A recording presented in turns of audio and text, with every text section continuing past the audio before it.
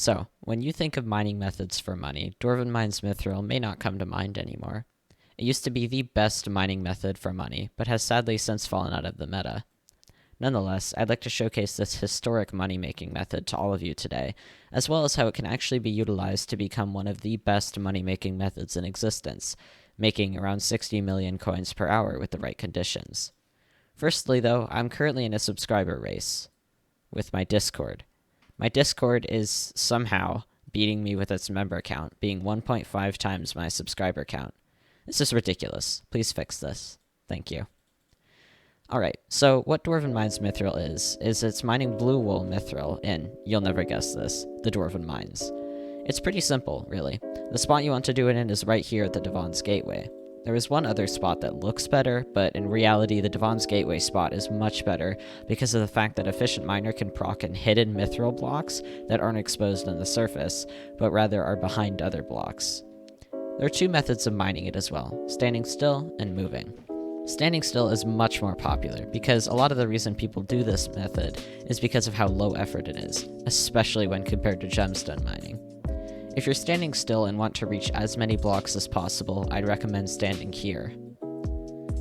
For moving around, you just move to reach more blocks. If you happen to run out in the main area, I'd recommend either warping over here to reach more Mithril. If you still run out, like I do sometimes, just mine some of the Prismarine Mithril. One really common misconception about Dwarven Mines Mithril is that titanium nerfs your profits. This could actually not be more wrong. A huge portion of your profits comes from titanium, and this will play a big role in getting high amounts of money per hour from this. So, for your Heart of the Mountain tree, you'll want to use the tree I'm showing on screen right now to get access to Mining Speed 1 and 2, which are good for obvious reasons, Mining Fortune 1 and 2, duh, Titanium Insanium, which, as stated earlier, massively increases your profits. Mining Speed Boost, which actually is better than Picobulus even at high levels, because it still advances you like 2 ticks in breaking speed.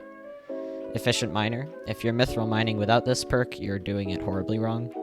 Mining Madness, used in literally every mining method. And SkyMall. We'll talk about why this is insane later. I'd recommend only starting this method at about 4 million powder of both types, and with that you'll want to get Efficient Miner 80, since Efficient Miner only advances you at a block every 20 levels. I'd recommend just stopping at 80 and waiting to upgrade to 100 until you have everything else besides Titanium Insanium maxed. A good tick threshold with Mining Speed 1 and 2, as since you mine the Mithril relatively fast, advancing a tick is huge.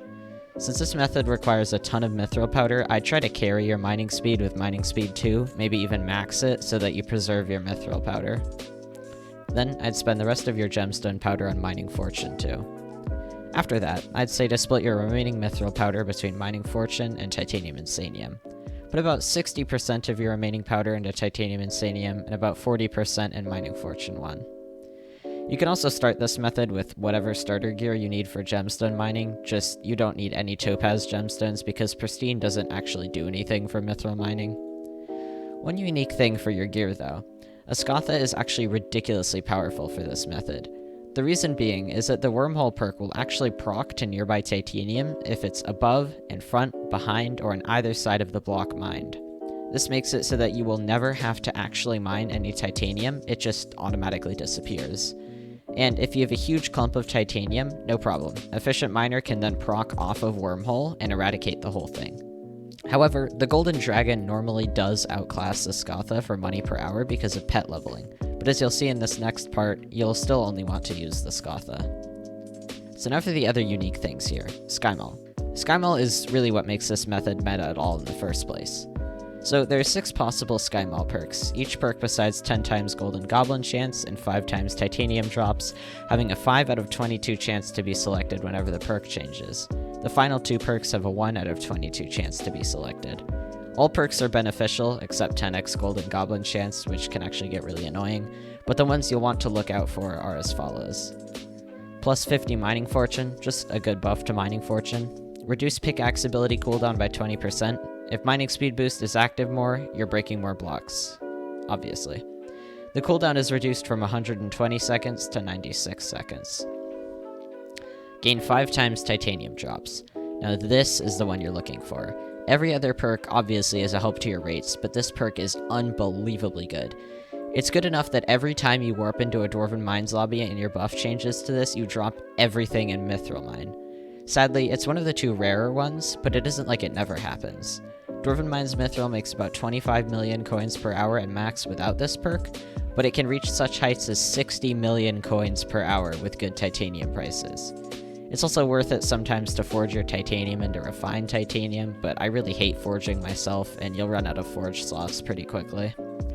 The funny thing with the 5x titanium SkyMall perk is that, unlike normal Dwarven Mines Mithril mining, the Scatha is actually better than leveling a golden dragon. You'll only really want to do this method whenever you see 5x titanium activate, as without it, it really isn't that good, but with it, it's insane. So, as a result, you'll only really want to be using the Scatha pet. Along with this money per hour, you can also expect around 1.7 million EXP per hour at high rates, but I would not ever recommend doing this method for EXP because it is so outclassed by Crystal Hollows and Magma Fields Mithril. As such, I really wouldn't recommend using this for leveling pets either. Of course, you can EXP share something like a Golden Dragon or Wither Skeleton while you're doing it with a Scatha, but you're better off just using Crystal Hollows Mithril for leveling any pets. You can also expect around 96,000 powder per hour with max powder buff, no powder SkyMall perk, and no double powder events. One thing to note is that all of the money per hour calculations in this video are actually assuming that you're standing still the entire time. You can make even more if you're moving around.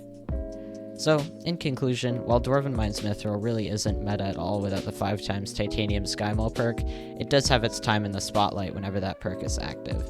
Such a low effort method making that much for 20 minutes is something that's worth doing whenever you see it.